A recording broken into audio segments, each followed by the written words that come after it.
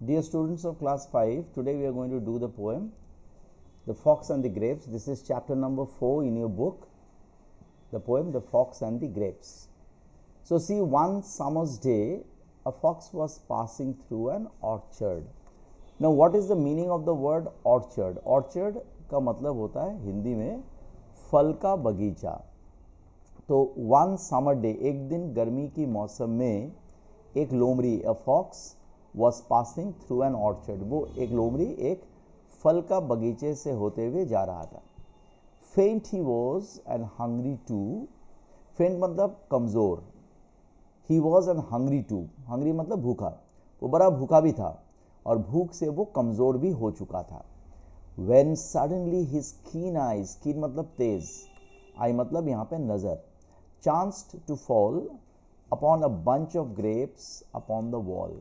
तो जब वो फल की बगीचे से गुजर रहा था तो अचानक से उसकी तेज आंखें पड़ा, किस पर पड़ा? ए बंच ऑफ ग्रेप्स, अंगूर के ऊपर. ये अंगूर एक दीवार के ऊपर, एक वॉल के ऊपर ये अंगूर खिले हुए थे. हा, just the thing he said. तो वो बड़ा भूखा था तो उसने बोला हा, जस्ट द थिंग, मतलब ऐसी चीज का तो मुझे तलाश था. हु कुड रेसिस्ट इट, मतलब कौन ऐसा भूख में इस तरह की फल को न कौन ना खाएगा. ठीक है, कौन इसको नजरअंदाज कर सकता है. ही आइड द पर्पल क्लस्टर. क्लस्टर मतलब जब बहुत सारी चीज एक साथ हो. तो यहाँ पे बहुत सारे अंगूर एक साथ है, तो और अंगूर का रंग क्या है? पर्पल. सो पर्पल क्लस्टर मीन्स पर्पल रंग के बहुत सारे अंगूर. तो उसने क्या किया, ये पर्पल क्लस्टर मतलब इन अंगूरों के ऊपर उन्होंने नज़र जमा के रखा. एंड जम्प्ड, फिर इनको पाने के लिए कूदा, लेकिन अनफॉर्चुनेटली मिस्ड इट, मतलब वो इस अंगूर तक पहुंच नहीं पाया. ही कॉफ्ड, तो कॉफ किया, थोड़ा वो शर्मा गया, कॉफ किया. फिर उसने बोला I will take the more careful aim. बोला इस बार मैं और ज़्यादा ध्यान से इस अंगूरों को एम करूंगा और कूदूंगा. And he sprang again. Sprang मतलब कूदना, तो उसने दोबारा कूदा. Results were much the same, लेकिन नतीजा कुछ वैसा ही हुआ. हालांकि नतीजा क्या हुआ, मतलब वो अंगूरों तक पहुंच नहीं पाया. ऑल्दो हिज लीप्स, लीप्स मतलब कूदना, वेर डेस्परेट. डेस्परेट मतलब जब हम बिना सोचे समझे कुछ करते जाते हैं.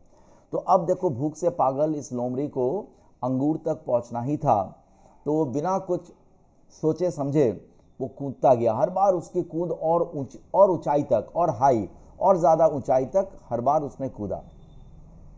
ऐसा काफ़ी देर तक वो करता गया. एट लेंथ ही पॉज्ड, तो काफ़ी देर बाद उसने पॉज किया, मतलब वो रुका.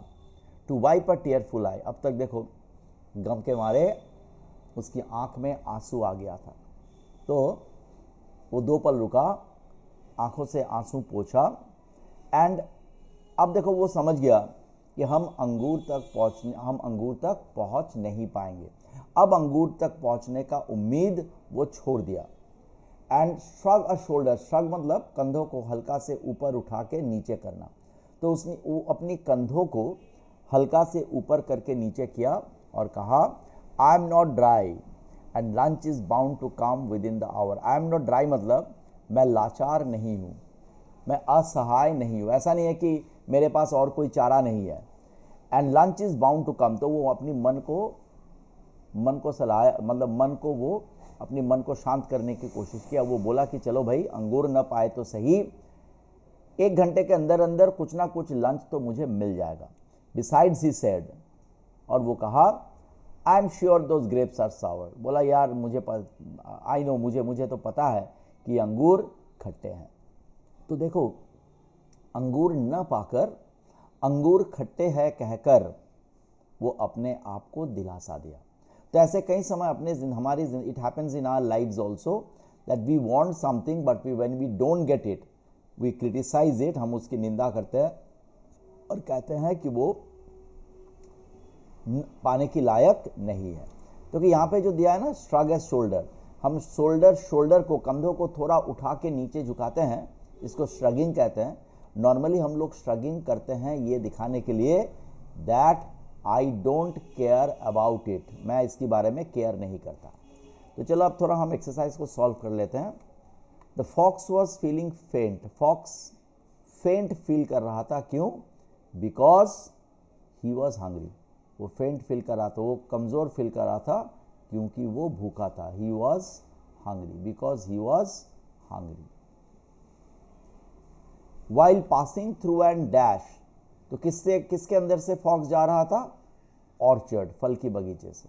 While passing through an orchard he suddenly spotted वो क्या देखा? A bunch of grapes. He saw a bunch of grapes.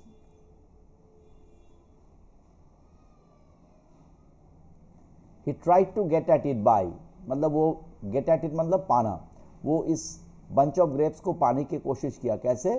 By jumping, कूदते हुए, कूदकर, by jumping.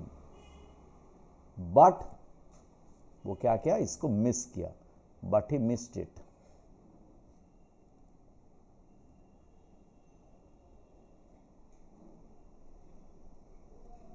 He wiped his tearful eyes because, वो अपनी आंसू भरा आंखों को पोंछा, क्यों? क्योंकि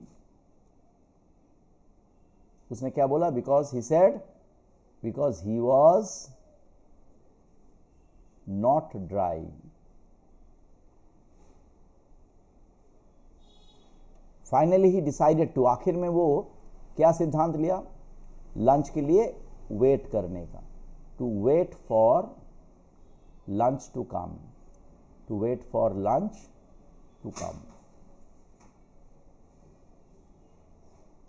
ही comforted himself with the thought that, मतलब कंफर्ट मतलब दिलासा देना। तो अपने आप को क्या सोचकर दिलासा दिया? वो सोचा कि, ये सोचकर दिलासा दिया कि वो अंगूर खट्टे हैं। That those grapes are sour, that those grapes are sour. Okay, next, what does the fox mean when he says that the results were much the same? fox क्या कहना चाह रहा है जब वो कहता है कि रिजल्ट वैसा ही था? रिजल्ट वैसा ही था मतलब वो क्या कहना चाहता है? कि आखिर बार बार वो कूदा लेकिन अंगूर को पा न सके। The fox could not reach the grapes. The purple clusters, यहाँ पे पर्पल क्लस्टर्स मतलब क्या है?